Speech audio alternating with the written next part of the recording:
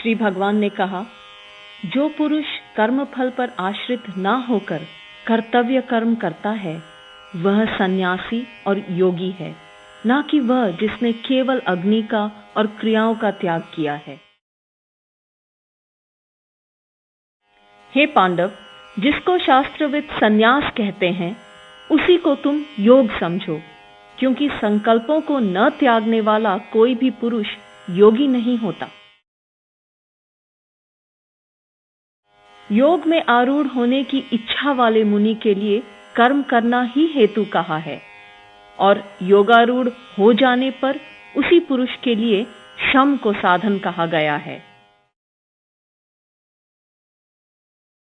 जब साधक न इंद्रियों के विषयों में और न कर्मों में आसक्त होता है, तब सर्व संकल्पों के सन्यासी को योगारूढ़ कहा जाता है।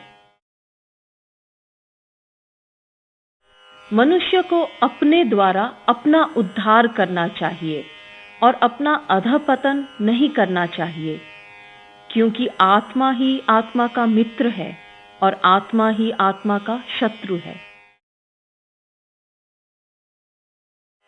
जिसने आत्मा को आत्मा के द्वारा जीत लिया है, उस पुरुष का आत्मा उसका मित्र होता है, परंतु अजितेंद्रिय के लिए आत्मा शत्रु के समान स्थित होता है।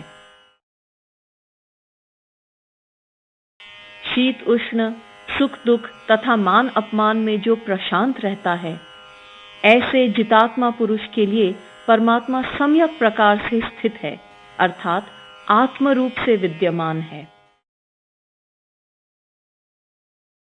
जो योगी ज्ञान और विज्ञान से तृप्त है, जो विकार रहित और जितेंद्रिय है, जिसको मिट्टी, पाषाण और कंचन समान है, वह परमात्मा से युक्त कहलाता है। जो पुरुष सुहृद, मित्र, शत्रु, उदासीन, मध्यस्थ, द्वेषी और बांधवों में तथा धर्मात्माओं में और पापियों में भी समान भाव वाला है, वह श्रेष्ठ है। शरीर और मन को संयमित किया हुआ योगी एकांत स्थान पर अकेला रहता हुआ आशा और परिग्रह से मुक्त होकर निरंतर मन को आत्मा में स्थिर करे। शुद्ध भूमि में कुश, मृगशाला और उस पर वस्त्र रखा हो, ऐसे अपने आसन को न अति ऊंचा और न अति नीचा स्थिर स्थापित करके वहां आसन में बैठकर मन को एकाग्र करके चित्त और इंद्रियों की क्रियाओं को वश में किए हुए आत्मशुद्धि के लिए योग का अभ्यास करे।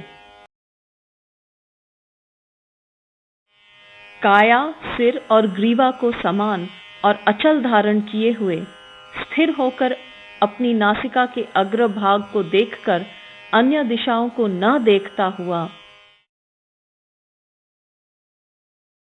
प्रशांत अंतःकरण, निर्भय और ब्रह्मचर्य व्रत में स्थित होकर मन को संयमित करके चित्त को मुझ में लगाकर मुझे ही परम लक्ष्य समझकर बैठना चाहिए।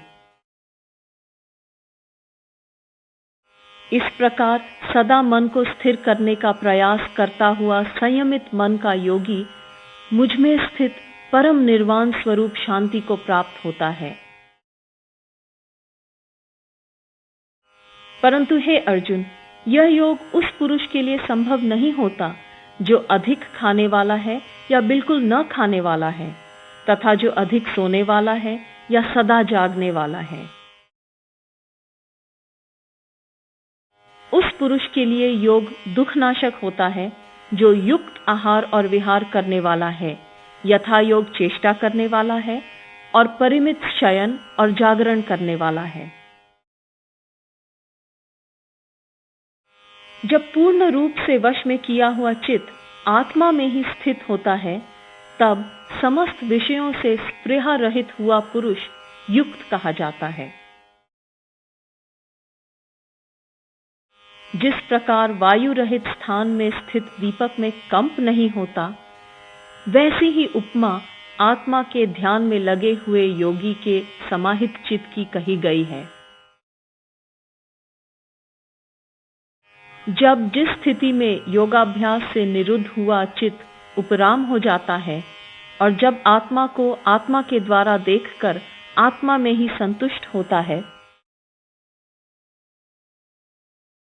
इंद्रियातीत केवल शुद्ध बुद्धि के द्वारा ग्राह्य जो अनंत आनंद है, उसे जिस अवस्था में अनुभव करता है और जिसमें स्थित हुआ है, यह योगी तत्व से कभी दूर नहीं होता है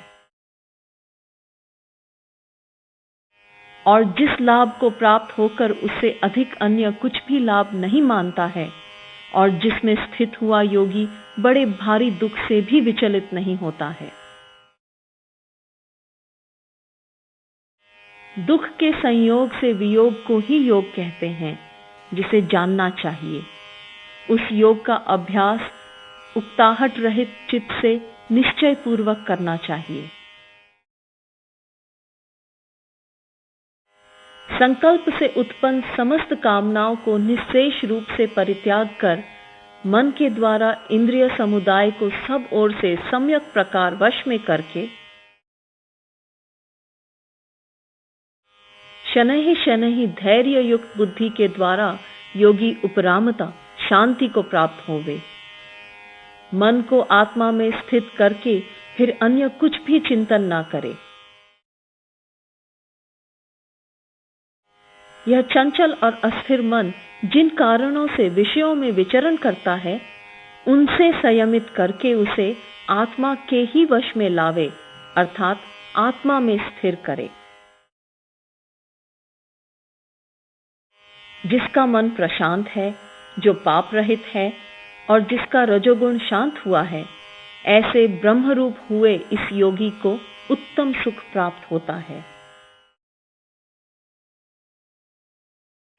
इस प्रकार मन को सदा आत्मा में स्थिर करने का योग करने वाला पाप रहित योगी सुखपूर्वक ब्रह्म संस्पर्श का परम सुख प्राप्त करता है। योग युक्त अंतःकरण वाला और सर्वत्र समदर्शी योगी आत्मा को सब भूतों में और भूत मात्र को आत्मा में देखता है। जो पुरुष मुझे सर्वत्र देखता है और सबको मुझ में देखता है, उसके लिए मैं नष्ट नहीं होता, अर्थात उसके लिए मैं दूर नहीं होता और वह मुझसे वियुक्त नहीं होता। जो पुरुष एकत्व भाव में स्थित हुआ संपूर्ण भूतों में स्थित मुझे भजता है, वह योगी सब प्रकार से वर्तता हुआ मुझ में स्थित रहता है। हे अर्जुन, जो पुरुष अपने समान सर्वत्र सम देखता है, चाहे वह सुख हो या दुख, वह परम योगी माना गया है। अर्जुन ने कहा, हे मधुसूदन, जो यह साम्य योग आपने कहा, मैं मन के चंचल होने से इसकी चिरस्थायी स्थिति को नहीं देखता हूं। क्योंकि हे कृष्ण, यह मन चंचल और प्रमथन स्वभाव का तथा बलवान और दृढ़ है। उसका निग्रह करना मैं वायु के समान अति दुष्कर मानता हूं। श्री भगवान कहते हैं, हे महाबाहो, निस्संदेह मन चंचल और कठिनता से वश में होने वाला है, परंतु हे कुंती पुत्र, उसे अभ्यास और वैराग्य के द्वारा वश में किया जा सकता है। असंयत मन के पुरुष द्वारा योग प्राप्त होना कठिन है, परंतु स्वाधीन मन वाले प्रयत्नशील पुरुष द्वारा उपाय से योग प्राप्त होना संभव है। यह मेरा मत है। अर्जुन ने कहा, हे कृष्ण, जिसका मन योग से चलायमान हो गया है, ऐसा अपूर्ण प्रयत्न वाला श्रद्धा युक्त पुरुष योग की सिद्धि को न प्राप्त होकर किस गति को प्राप्त होता है? हे महाबाहो, क्या वह ब्रह्म के मार्ग में मोहित तथा आश्रय रहित पुरुष छिन्न भिन्न मेघ के समान दोनों ओर से भ्रष्ट हुआ नष्ट तो नहीं हो जाता है? हे कृष्ण, मेरे इस संशय को निश्शेष रूप से छेदन करने के लिए आप ही योग्य हैं, क्योंकि आपके अतिरिक्त अन्य कोई इस संशय का छेदन करने वाला मिलना संभव नहीं है। श्री भगवान ने कहा, हे पार्थ, उस पुरुष का ना तो इस लोक में और ना ही परलोक में ही नाश होता है। हे तात, कोई भी शुभ कर्म करने वाला दुर्गति को नहीं प्राप्त होता है। योग भ्रष्ट पुरुष पुण्यवानों के लोकों को प्राप्त होकर वहां दीर्घ काल तक वास करके शुद्ध आचरण वाले श्रीमंत पुरुषों के घर में जन्म लेता है, अथवा ज्ञानवान योगियों के ही कुल में जन्म लेता है। परंतु इस प्रकार का जन्म इस लोक में निस्संदेह अति दुर्लभ है। हे कुरुनंदन, वह पुरुष वहां पूर्व देह में प्राप्त किए गए ज्ञान से संपन्न होकर योग संसिद्धि के लिए उससे भी अधिक प्रयत्न करता है। उसी पूर्वाभ्यास के कारण वह अवश्य हुआ योग की ओर आकर्षित होता है। योग का जो केवल जिज्ञासु है, वह शब्द ब्रह्म का अतिक्रमण करता है। परंतु प्रयत्न पूर्वक अभ्यास करने वाला योगी संपूर्ण पापों से शुद्ध होकर अनेक जन्मों में शनैः शनैः सिद्ध होता हुआ तब परम गति को प्राप्त होता है। क्योंकि योगी तपस्वियों से श्रेष्ठ है और केवल शास्त्र के ज्ञान वालों से भी श्रेष्ठ माना गया है, तथा कर्म करने वालों से भी योगी श्रेष्ठ है। इसलिए हे अर्जुन, तुम योगी बनो। समस्त योगियों में जो भी श्रद्धावान योगी मुझ में युक्त हुए अंतरात्मा से मुझे भजता है, वह मुझे युक्ततम मान्य है।